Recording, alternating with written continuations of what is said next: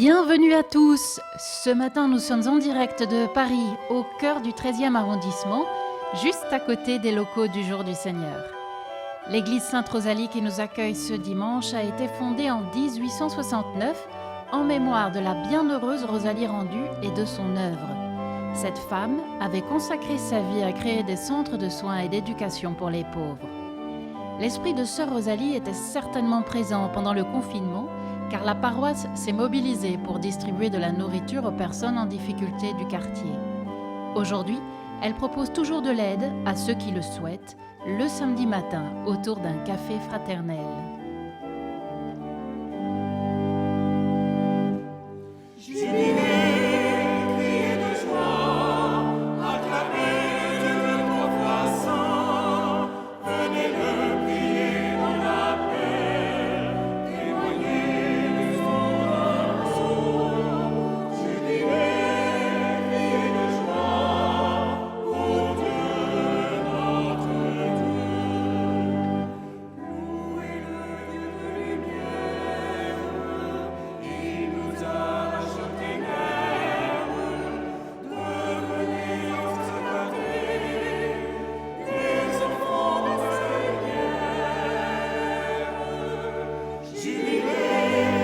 Au cours de cette messe, vous écouterez des témoignages très émouvants qui racontent la mobilisation des paroissiens pendant le confinement. Ce fut une grande aventure humaine et solidaire, durant laquelle de belles rencontres ont pu se faire, malgré le climat de peur et d'inquiétude.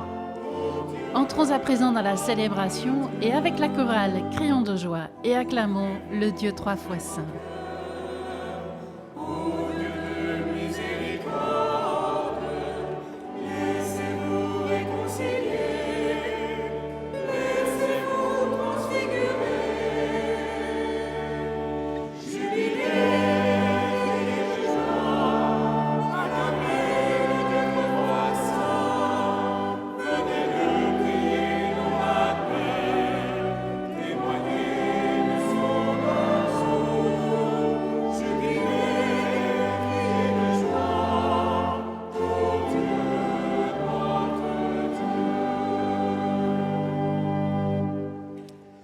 Au nom du Père, et du Fils, et du Saint-Esprit. Amen. La grâce de Jésus notre Seigneur, l'amour de Dieu le Père et la communion de l'Esprit Saint soient toujours avec vous. Eh bien, frères et sœurs, soyez tous les bienvenus en cette église Sainte-Rosalie pour célébrer ensemble l'Eucharistie. Je suis particulièrement heureux de vous accueillir, vous tous qui allez suivre cette messe par la télévision grâce au Jour du Seigneur. Nous avions prévu que toute la communauté paroissiale soit rassemblée pour vous accueillir, mais les consignes sanitaires nous obligent à être en nombre plus réduit. Et du coup, je sais que de nombreux paroissiens vont vivre, comme vous et avec vous, cette célébration grâce à la télévision. Nous allons prier, nous allons célébrer cette Eucharistie avec ferveur et recueillement. Nous allons demander que notre monde sorte plus sage et plus solidaire de cette crise sanitaire que nous avons traversée. Et au début de cette célébration, entrons dans la prière et invoquons la miséricorde de Dieu.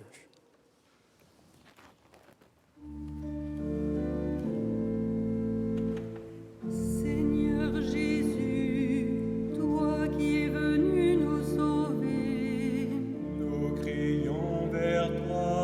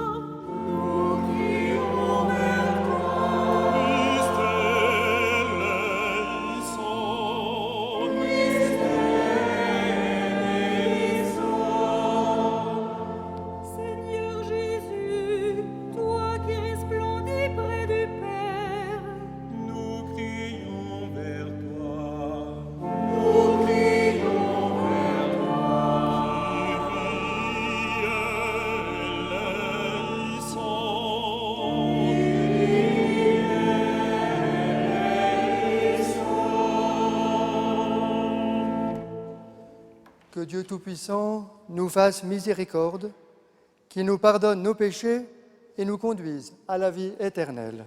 Amen.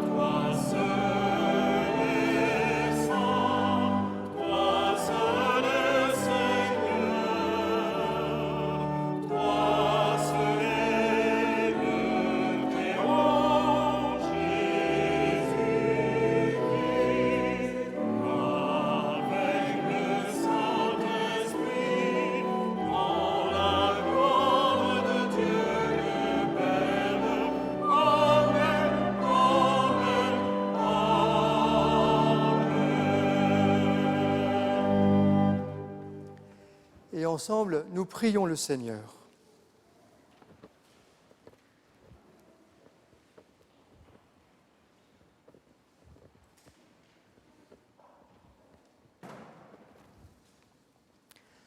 Tu as voulu, Seigneur, qu'en recevant ta grâce, nous devenions des fils de lumière.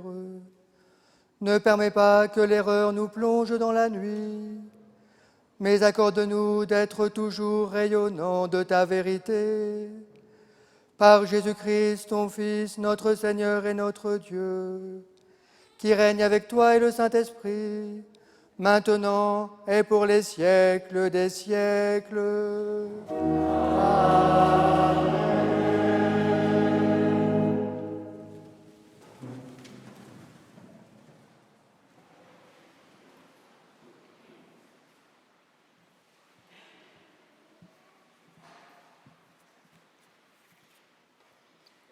Lecture du deuxième livre des rois. Un jour, le prophète Élisée passait à Sunam. Une femme riche de ce pays insista pour qu'il vienne manger chez elle. Depuis, chaque fois qu'il passait par là, il allait manger chez elle. Elle dit à son mari, « Écoute, je sais que celui qui s'arrête toujours chez nous est un saint homme de Dieu. Faisons-lui une petite chambre sur la terrasse. Nous y mettrons un lit, une table, un siège et une lampe. Et quand il viendra chez nous, il pourra s'y retirer. » Le jour où il revint, il se retira dans cette chambre pour y coucher. Puis il dit à son serviteur, « Que peut-on faire pour cette femme ?» Le serviteur répondit, « Hélas, elle n'a pas de fils, et son mari est âgé. » Élisée lui dit, « Appelle-la. » Le serviteur l'appela, et elle se présenta à la porte. Élisée lui dit, « À cette même époque, au temps fixé pour la naissance, tu tiendras un fils dans tes bras. » Parole du Seigneur.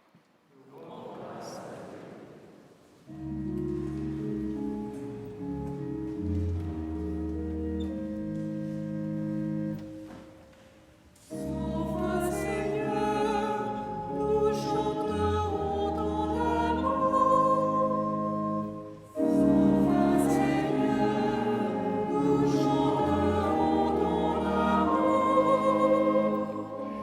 L'amour du Seigneur sans fin je le chante, ta fidélité je l'annonce d'âge en âge.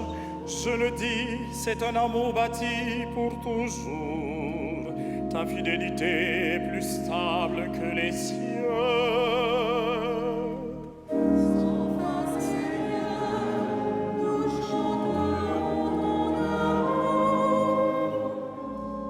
Le peuple qui connaît l'ovation, Seigneur, il marche à la lumière de ta face. Tout le jour, à ton nom, il danse de joie, fier de ton juste pouvoir.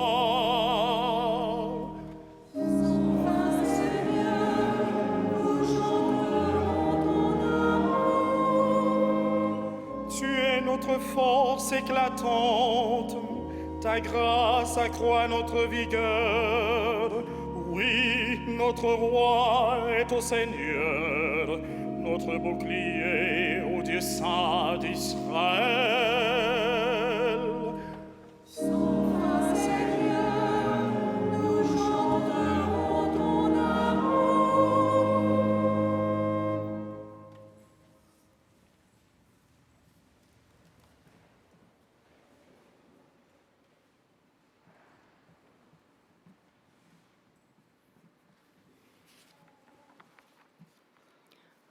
Lecture de la lettre de saint Paul apôtre aux Romains. Frères, ne le savez-vous pas?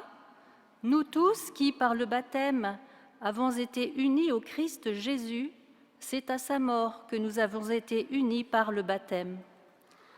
Si donc, par le baptême qui nous unit à sa mort, nous avons été mis au tombeau avec lui, c'est pour que nous menions une vie nouvelle, nous aussi, comme le Christ, qui, par la toute-puissance du Père, est ressuscité d'entre les morts.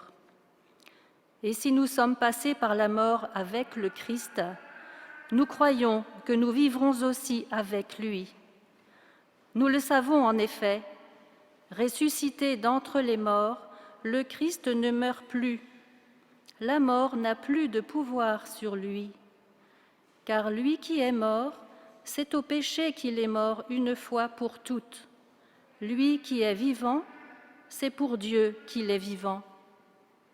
De même, vous aussi, pensez que vous êtes morts au péché, mais vivants pour Dieu en Jésus-Christ. Parole du Seigneur.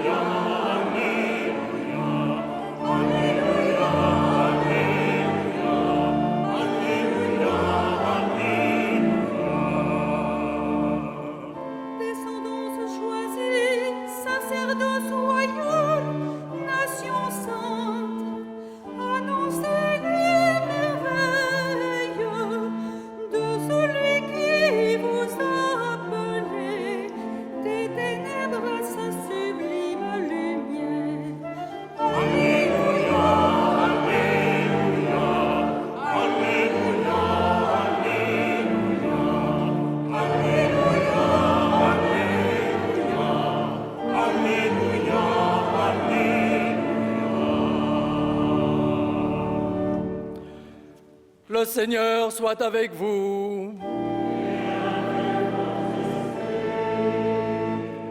Évangile de Jésus-Christ selon saint Matthieu.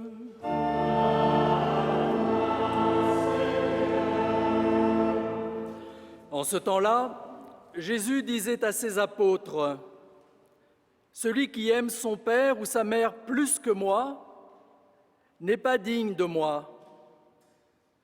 Celui qui aime son fils ou sa fille plus que moi n'est pas digne de moi. Celui qui ne prend pas sa croix et ne me suit pas n'est pas digne de moi. Qui a trouvé sa vie la perdra. Qui a perdu sa vie à cause de moi la trouvera. Qui vous accueille m'accueille. Et qui m'accueille, accueille celui qui m'a envoyé. Qui accueille un prophète en sa qualité de prophète recevra une récompense de prophète. Qui accueille un homme juste en sa qualité de juste recevra une récompense de juste. Et celui qui donnera à boire même un simple verre d'eau fraîche à l'un de ses petits en sa qualité de disciple, amen, je vous le dis, non, il ne perdra pas sa récompense. Acclamons la parole de Dieu.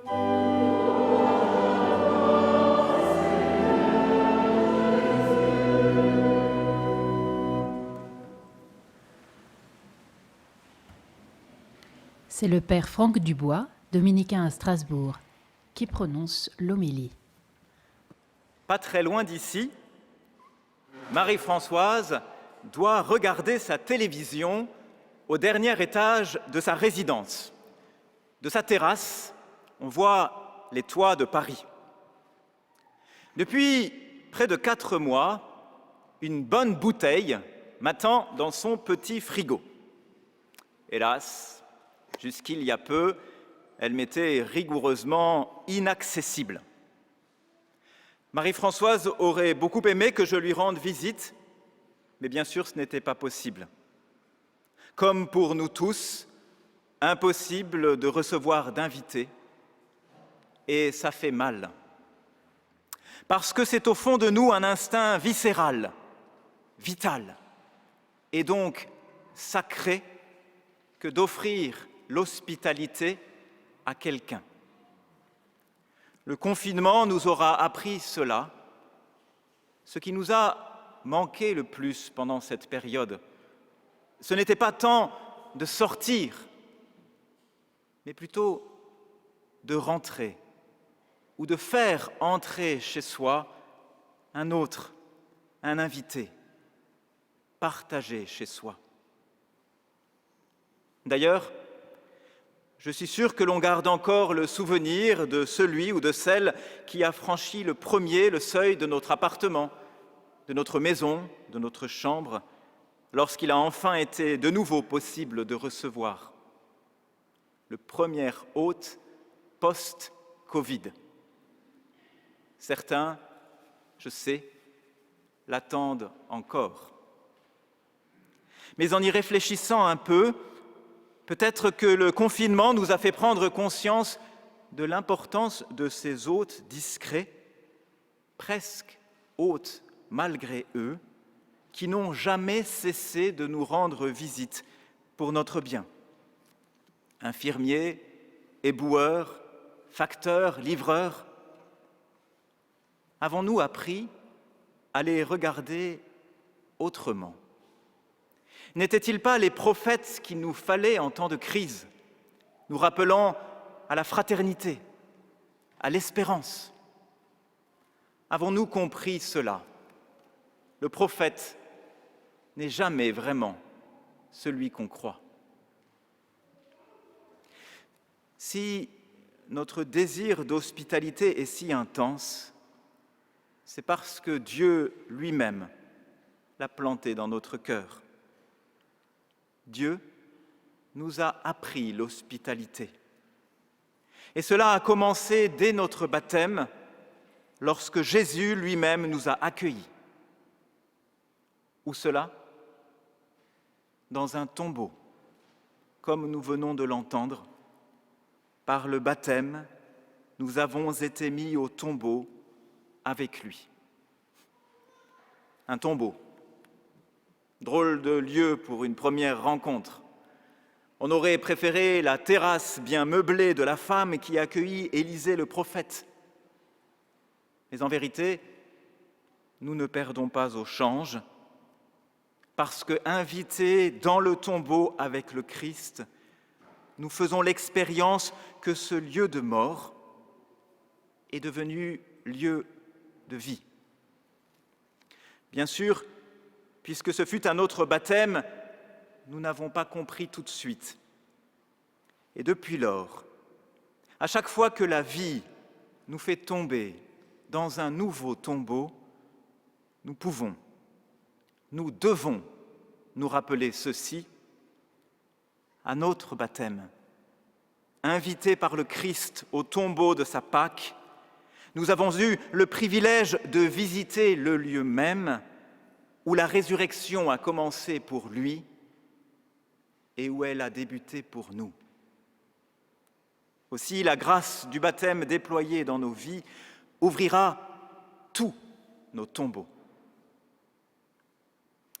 Alors voilà, beaucoup ici me diront peut-être que le confinement, ça faisait plus tombeau que terrasse, que l'on ressort aujourd'hui progressivement à la lumière et qu'elle peut nous éblouir, qu'on aimerait oublier ces mois que nous venons de passer, les mettre entre parenthèses. Mais je vous dis, surtout pas. Et je viens ce matin avec 2 petits conseils pour vous. Le premier, si ces mois vous ont fait désirer plus que jamais l'hospitalité, eh bien exercez-la maintenant que vous en avez la possibilité, avec une prime spéciale pour tous ces prophètes qui n'en ont pas l'air et qui pourtant nous ont permis de vivre ces derniers mois. Et puis, retournez en pensée dans ce tombeau des mois de confinement dont nous sortons à peine, et voyez si le Christ n'y était pas tout de même caché avec vous. Et si, par hasard, vous vous y trouvez encore, en plein désespoir, en pleine solitude, eh bien, offrez à Dieu l'hospitalité de ce tombeau où vous gisez et demandez au Christ de venir y faire toute sa lumière. Invitez le Christ dans ces lieux ténébreux en nous, là où nous n'oserions inviter ni nos parents, ni nos enfants, de peur peut-être d'être jugés ou condamnés par eux. C'est cela, aimer Jésus plus que tous. C'est oser offrir au Christ l'hospitalité dans ce qu'il y a de moins hospitalier dans nos vies. Nulle nuit n'est plus noire que la nuit du tombeau de Pâques. S'il a éclairé cette nuit-là, il éclairera aussi les nôtres, sans s'étonner des ténèbres que nous lui présentons. Frères et sœurs, jamais Jésus n'a refusé une telle invitation. Je me résume. Invitez nos frères les hommes dans nos maisons et invitez le Christ, notre frère, dans nos cœurs, sans se soucier de l'état général de leur propreté. C'est mon petit conseil pour cet été. Et puis maintenant, je dois vous laisser, parce qu'une bouteille m'attend au frais depuis bien trop longtemps. Marie-Françoise, si vous nous regardez, j'arrive.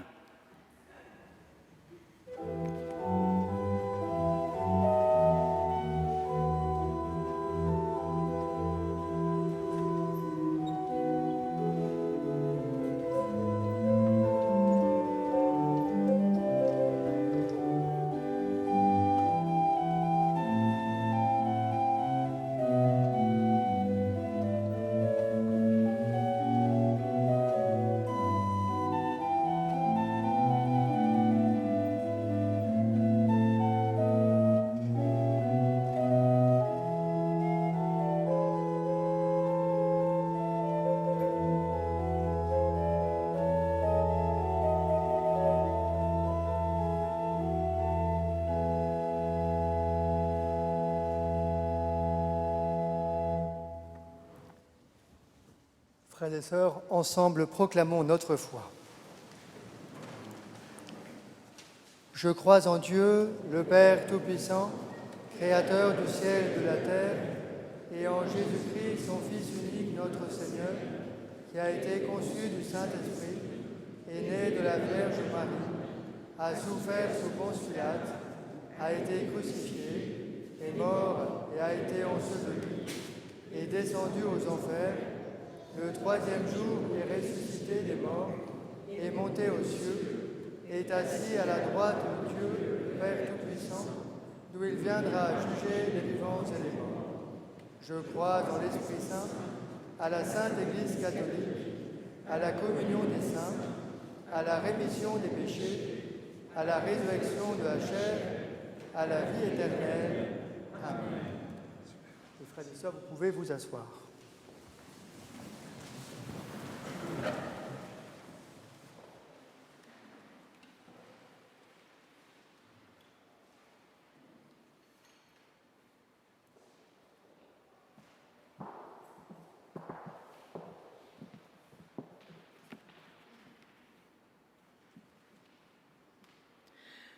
À la suite de la bienheureuse Rosalie Rendu, nous avons distribué devant notre Église 200 repas par jour pendant le confinement aux femmes et aux hommes précaires ou sans-abri du quartier. L'initiative a été lancée par le diocèse de Paris en lien avec l'association Aurore et la mairie. Une trentaine de bénévoles de la paroisse se sont ainsi relayés pendant 10 semaines, aidés des dons des paroissiens, des boulangers, des voisins. Une chaîne de solidarité et de fraternité s'est mise en place entre les bénéficiaires et les bénévoles. Parmi eux, Patricia, Didier et Cécile. Je suis venue à Sainte-Rosalie car j'étais en difficulté financière. J'ai un enfant handicapé et mes revenus ne suffisaient plus à nous nourrir. C'est mon fils qui m'a fait découvrir la distribution des repas. J'ai rencontré les bénévoles adorables. J'avais besoin de sortir de ma solitude, de parler à des gens. J'ai longuement parlé avec le père Lionel, qui était au milieu de nous et qui faisait attention à toutes les personnes. Cela m'a fait chaud au cœur. C'est là que je lui ai parlé de mon baptême. C'est Dieu qui m'a mis sur ce chemin.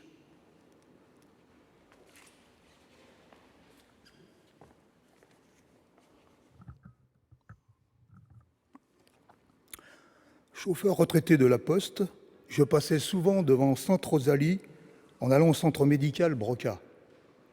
Avec le confinement, ma cantine où je déjeunais tous les jours était fermée. J'étais donc content de bénéficier de la distribution alimentaire. Cela m'a bien aidé et fait découvrir des gens chaleureux avec une convivialité et une ouverture d'esprit. On a beaucoup échangé avec les bénévoles et les bénéficiaires.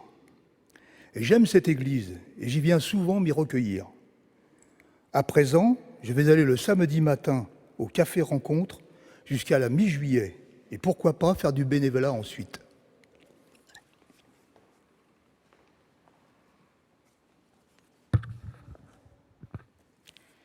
Dans les rues désertées de Paris confinées, la misère m'interpelle.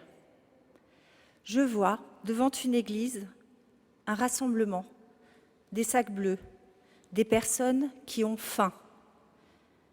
Je les rejoins. Bénévoles, commerçants et paroissiens, tout un monde à leur service. En retour, ils nous offrent un regard souriant, un merci, des confidences, un trait d'humour. Nous nous parlons de chaque côté des tables de distribution et, malgré les gestes barrières, nous faisons lien. Allez à la périphérie, nous dit le pape François. Mais pendant ces 10 semaines, sur ce boulevard du XIIIe, n'étions-nous pas, en réalité, au cœur de l'Église ?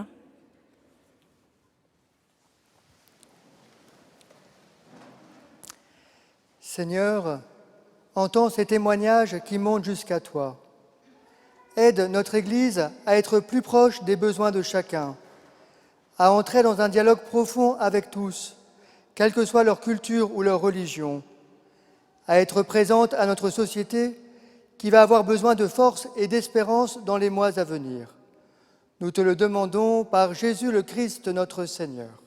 Amen.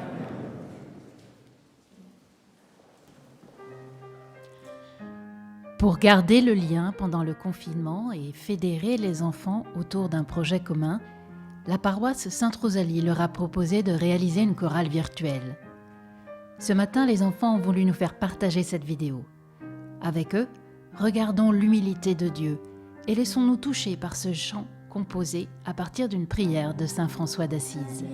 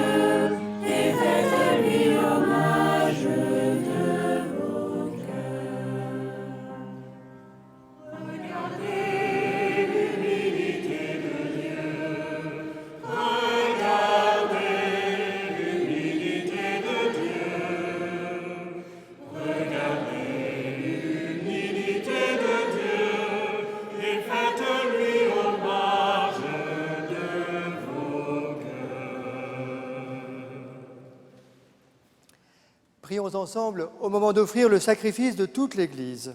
La gloire de Dieu et le salut. Dieu qui agit avec puissance dans tes sacrements, fais que le peuple assemblé pour te servir soit accordé à la sainteté de tes propres dons. Par Jésus le Christ notre Seigneur. Amen. Le Seigneur soit avec vous.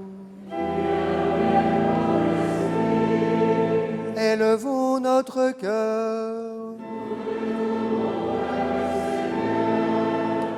Rendons grâce au Seigneur notre Dieu.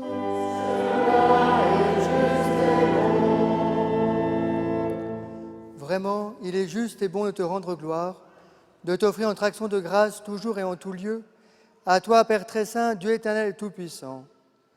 Ton amour pour le monde est si grand que tu nous as envoyé un Sauveur. Tu l'as voulu semblable aux hommes, en toutes choses à l'exception du péché, afin d'aimer en nous ce que tu aimais en lui. Nous avions rompu ton alliance, nous la retrouvons dans l'obéissance de ton Fils. Voilà pourquoi, Seigneur, avec les anges et tous les saints, nous proclamons ta gloire en chantant.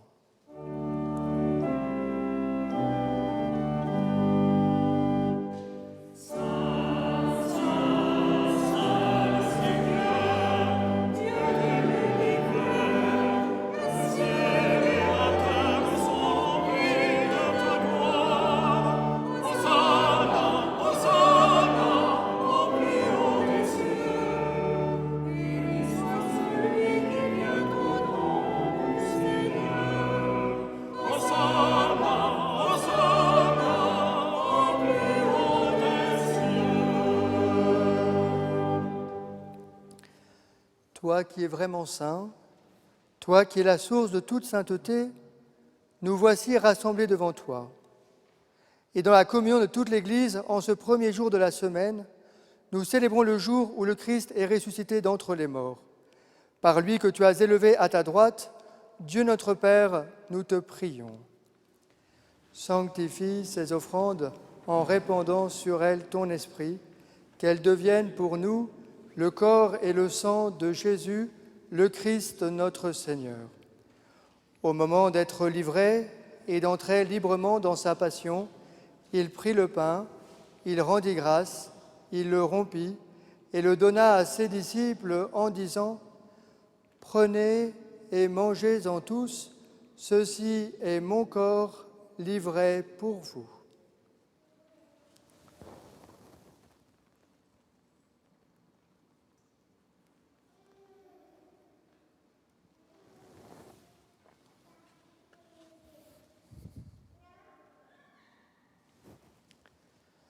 De même, à la fin du repas, il prit la coupe, de nouveau il rendit grâce et la donna à ses disciples en disant : « Prenez et buvez-en tous, car ceci est la coupe de mon sang, le sang de l'alliance nouvelle et éternelle, qui sera versé pour vous et pour la multitude en rémission des péchés. Vous ferez cela en mémoire de moi. »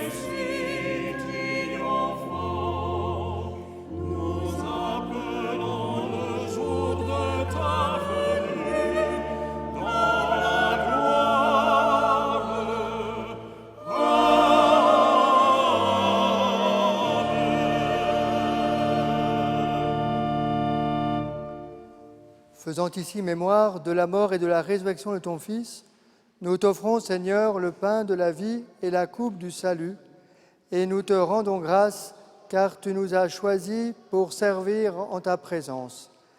Humblement, nous te demandons qu'en ayant part au corps et au sang du Christ, nous soyons rassemblés par l'Esprit Saint en un seul corps.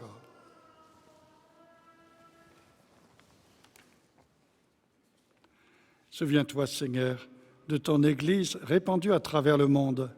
Fais-la grandir dans ta charité avec le pape François, notre évêque Michel et ses auxiliaires, et tous ceux qui ont la charge de ton peuple.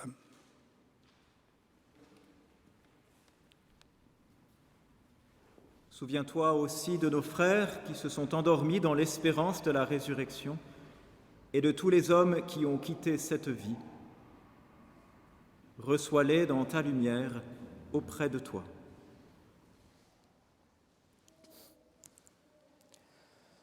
Sur nous tous, enfin, nous implorons ta bonté. Permets qu'avec la Vierge Marie, la bienheureuse Mère de Dieu, avec Saint Joseph, son époux, les apôtres, la bienheureuse Rosalie rendue et les saints de tous les temps qui ont vécu dans ton amitié, nous ayons part à la vie éternelle et que nous chantions ta louange par Jésus-Christ, ton Fils bien-aimé.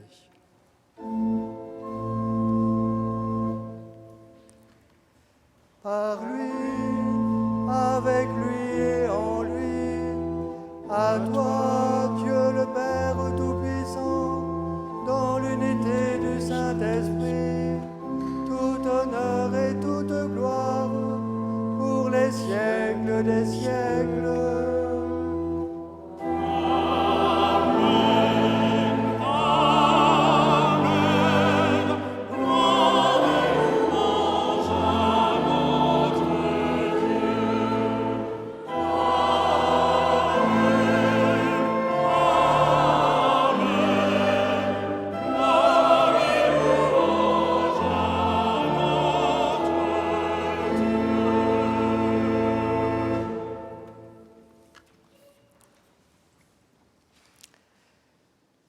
Frères et sœurs, comme nous l'avons appris du Seigneur et selon son commandement, nous pouvons dire : Notre Père qui es aux cieux, que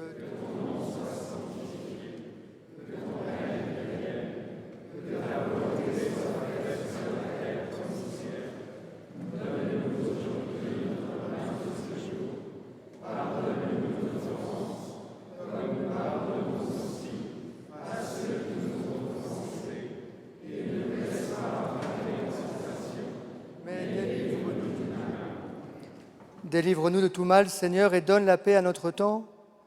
Par ta miséricorde, libère-nous du péché, rassure-nous devant les épreuves, en cette vie où nous espérons le bonheur que tu promets et l'avènement de Jésus-Christ, notre Sauveur.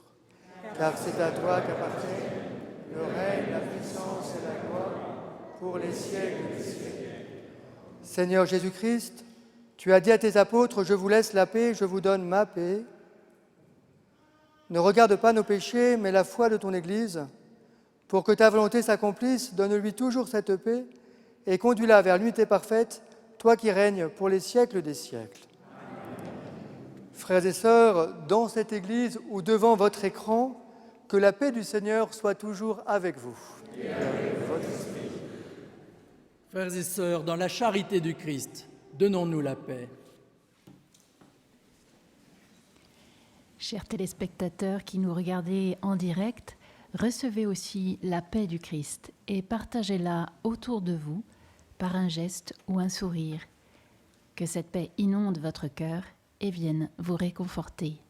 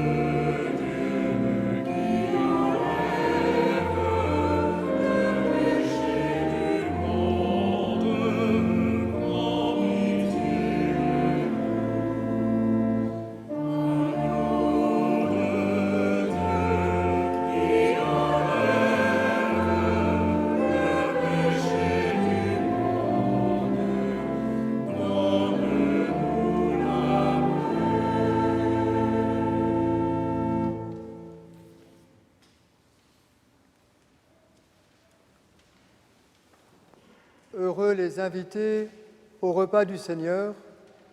Voici l'agneau de Dieu qui enlève le péché du monde. Seigneur, je ne suis pas digne de te recevoir, mais dis seulement une parole, je serai guéri.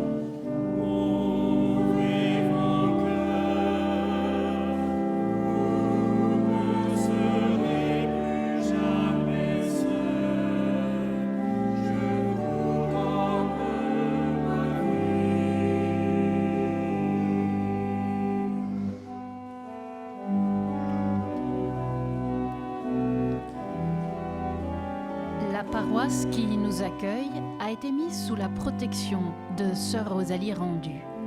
Cette religieuse, fille de la charité, se dévoue au service des pauvres du quartier Mouffetard, qui au début du XIXe siècle était l'un des quartiers les plus miséreux de Paris. Elle participa aussi avec Frédéric Ozanam à la création de la Société Saint-Vincent-de-Paul. Sœur Rosalie disait qu'elle voulait être comme une borne au coin d'une rue sur laquelle tous ceux qui passent puissent se reposer et déposer les fardeaux dont ils sont chargés. Elle a été béatifiée par Jean-Paul II le 9 novembre 2003. Sa charité était inventive, a-t-il reconnu. Elle puisait sa force dans son intense vie d'oraison et dans sa prière incessante du chapelet. Son secret était simple, voir en tout homme le visage du Christ. Nous aussi, que cette communion nous donne de reconnaître le Christ en chacun.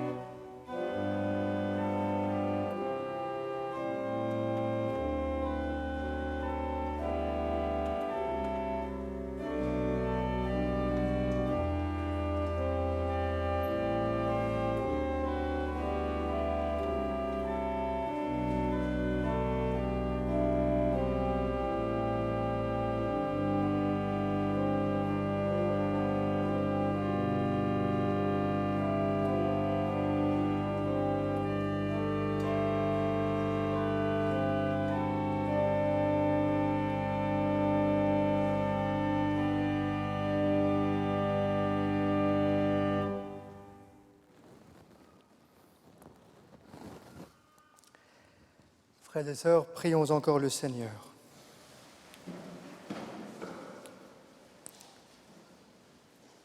Que le corps et le sang de Jésus-Christ, offerts en sacrifice et reçus en communion, nous donnent la vie, Seigneur. Reliés à toi par une charité qui ne passera jamais, nous porterons des fruits qui demeurent. Par Jésus le Christ notre Seigneur. Amen. Frères et sœurs, à la fin de cette célébration, je voudrais vous partager une joie de cette période de déconfinement que nous vivons en ce moment, dans la suite de la distribution alimentaire dont nous avons entendu quelques témoignages tout à l'heure. Nous avons fait le choix de mettre en place un café solidaire le samedi matin de 10h à midi. Et nous avons été très touchés de voir que de nombreuses personnes sont revenues.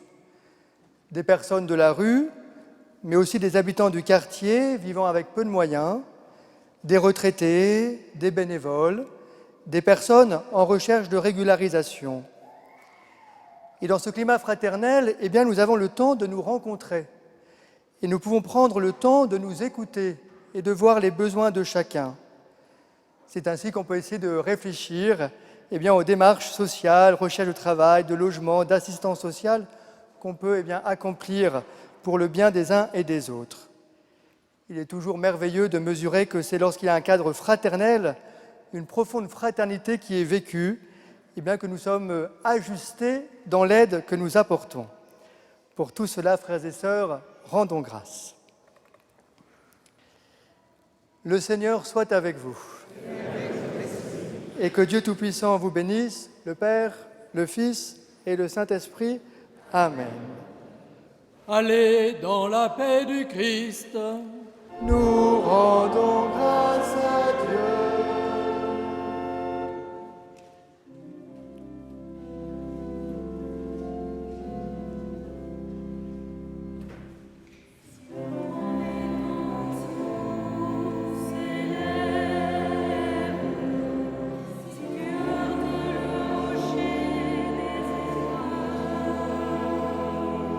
Si les flots de l'ancien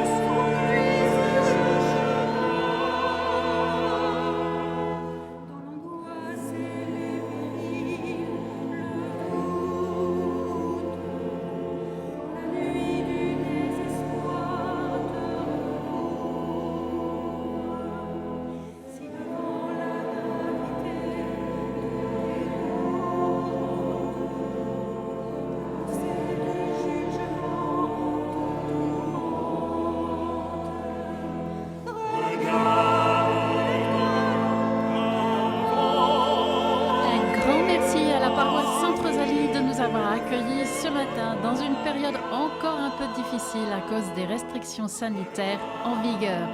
Merci à la chorale d'enfants virtuels et à tous ceux qui ont préparé avec nous cette belle célébration. Tout de suite, restez avec nous pour la suite de notre programme.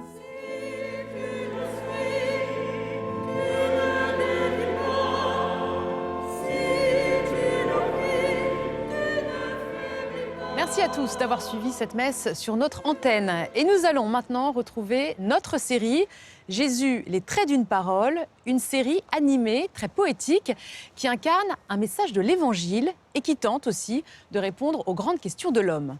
Aujourd'hui, le 2e épisode nous parle de l'inattendu. Et c'est l'auteur, Frédéric Boyer, qui vous le présente. On a tous fait un jour ou l'autre cette expérience émouvante d'attendre quelqu'un intensément et d'être étonné, d'être surpris quand la personne apparaît. Elle ne correspondait pas finalement à l'image qu'on s'en était faite. C'est ce que dira Pascal à propos de Jésus. Il n'est pas venu dans l'éclat attendu. Et c'est l'expérience que vont faire 2 femmes dans cet épisode, Marie et Élisabeth. Elles attendent le Messie, elles l'espèrent, mais elles vont accueillir non pas celui qu'elles s'imaginaient, mais elles vont accueillir celui qui vient, c'est-à-dire l'inattendu qui vient.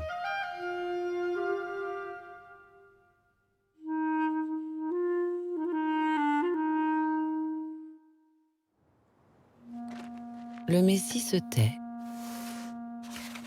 On cherche nuit et jour dans la Torah des paroles pour deviner qui viendrait. Et sous les mots, un événement.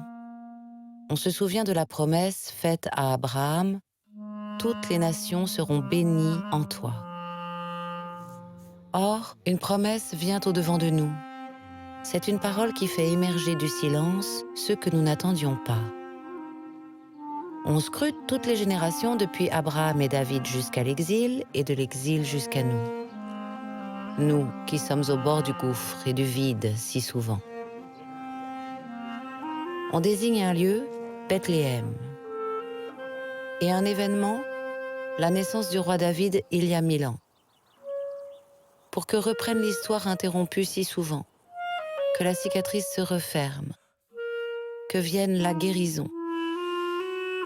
Mais les sages disent que personne ne peut comprendre les paroles de la Torah s'il n'a pas d'abord trébuché sur elles. Pour que la promesse s'accomplisse, il faut que la parole devienne scandale et présence. Depuis longtemps, on raconte qu'une nouveauté changerait le cours des choses et qu'elle serait un signe de rupture. Celui qui vient, nous ne le reconnaîtrions peut-être pas. Il serait sans apparence ni beauté. Règne de Tibère César. Ponce Pilate est préfet de la Judée et Hérode tétrarque de Galilée. Le temps des grands rois consacrés n'est plus. Les héros d'autrefois disparus. On se méfie de tous ceux, nombreux dans le désert et sur les routes, qui se réclament des prophètes. Il viendrait. Qui pour l'annoncer et le reconnaître? Annoncerait-il la fin des temps?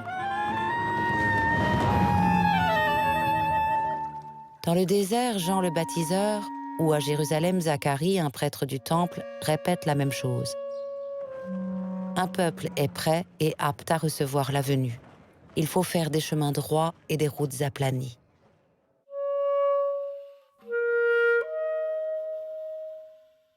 Vous avez peut-être reconnu la voix de Jeanne Balibar qui nous racontait cet épisode.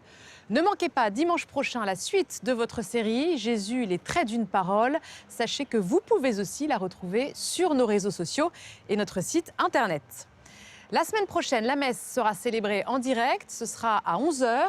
Nous poursuivrons également notre série documentaire sur les chantiers de l'Église avec un film qui nous emmènera cette fois-ci en Syrie. Vous le verrez, nous irons à la rencontre de la communauté chrétienne d'Alep qui petit à petit se reconstruit à l'image de sa cathédrale maronite Saint-Élie. Un film réalisé par Frédéric Jakovlev et dont vous allez tout de suite découvrir la bande-annonce. Très bon dimanche à tous et à la semaine prochaine. Au Moyen-Orient, les communautés chrétiennes, quand leur ville est détruite, la première chose qu'elles demandent, c'est pas de reconstruire leur maison ou leur boutique, c'est l'église. Donc reconstruire une église, c'est important, c'est un signe fort, mais il faut aller plus loin, il faut aller au-delà. Il faut aussi aider ces gens-là à retrouver une raison de rester. Il faut aussi reconstruire les cœurs, reconstruire les âmes. C'est ça qui va être dur après cette guerre.